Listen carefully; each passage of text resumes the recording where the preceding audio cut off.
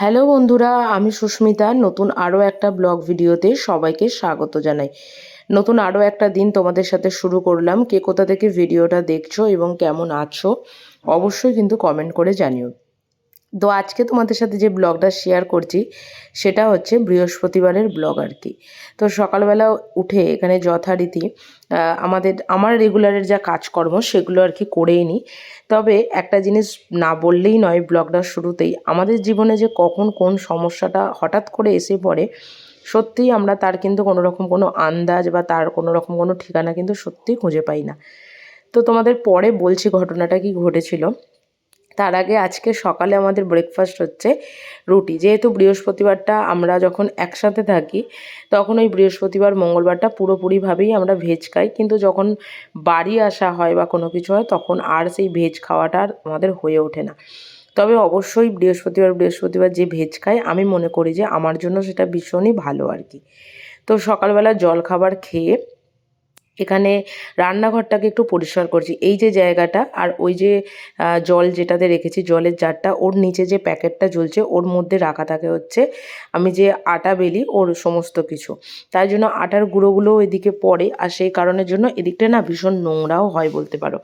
আর এদিকে বেশ কিছু জিনিসপত্র আমাদের থাকে যেগুলো আমাদের রেগুলার কাজে লাগে, কিন্তু সবটা আবার কাজে লাগেও না। ওই যে হাতের সামনে রেখে দিতে হয় যে মাসে একদিন কি সপ্তাহে একদিন কাজে লাগবে, তো তখন সেটা ওখান থেকে বের করে ইউজ করব। তো সেই কারণের জন্য, তবে এখন আর লাগবে না যেহেতু আমরা বাড়ি যাব, তো সেই কারণের জন্য সমস্ত কিছুকে ওখান থেকে সরিয়ে দিলাম। এমন কিছু জিনিস যেগুলো আমাদের এখানে না হলেই নয়, তো সেগুলোই আর কি এখানে রেখে দিয়েছি। আর সকালবেলা একবার বরমশাইকে পাঠিয়েছিলাম হচ্ছে দোকানে।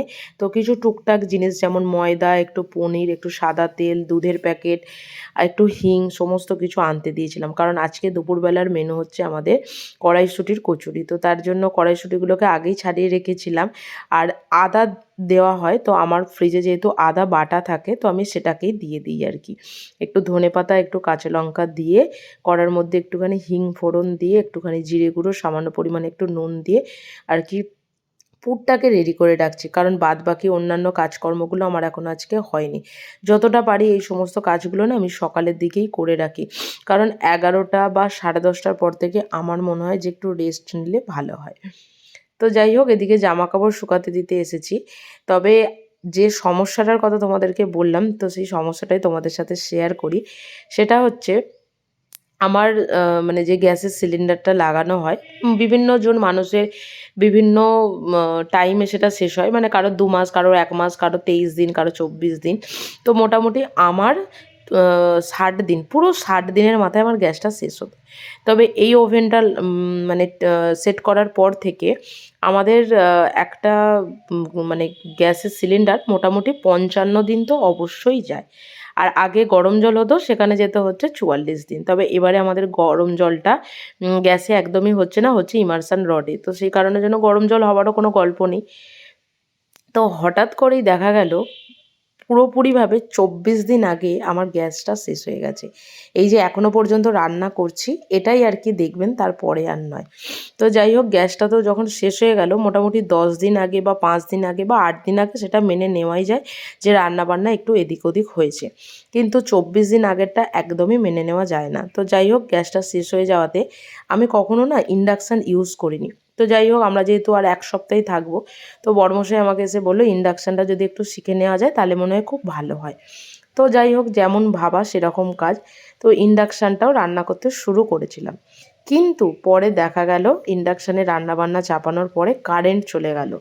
একমাত্র মনে হয় আমাদের পশ্চিমবাংলা ছাড়া আর যত রাজ্য আছে সমস্ত জায়গায় কারেন্ট কিন্তু যদি যায় আর আসার কোনো রকমভাবে নাম করে না। তো এই যে দেখছেন ইন্ডাকশানে আমি রান্না করছি, তো মোটামুটি 1:30 বা 1:20 কারেন্ট গেছে। কারেন্ট এসেছে হচ্ছে 4:10। তো 4:10 পর্যন্ত না খেয়ে বসে থাকার মতন তো কোনো অর্থ তো আমরা খুঁজে পাই না। যখনই দেখলাম যে মোটামুটি আধ ঘন্টা বা 40 মিনিট কেটে গেছে, কারেন্ট তখনও পর্যন্ত আসেনি, তখন বড়মশাইকে বললাম যে চলো বাইরে থেকে খেয়ে আসি। যতই আমরা ভেজ খাই না কেন বাইরের দিকে হচ্ছে পেঁয়াজটা বা রসুনটা ওরা ইউজ করেই থাকে আর কি।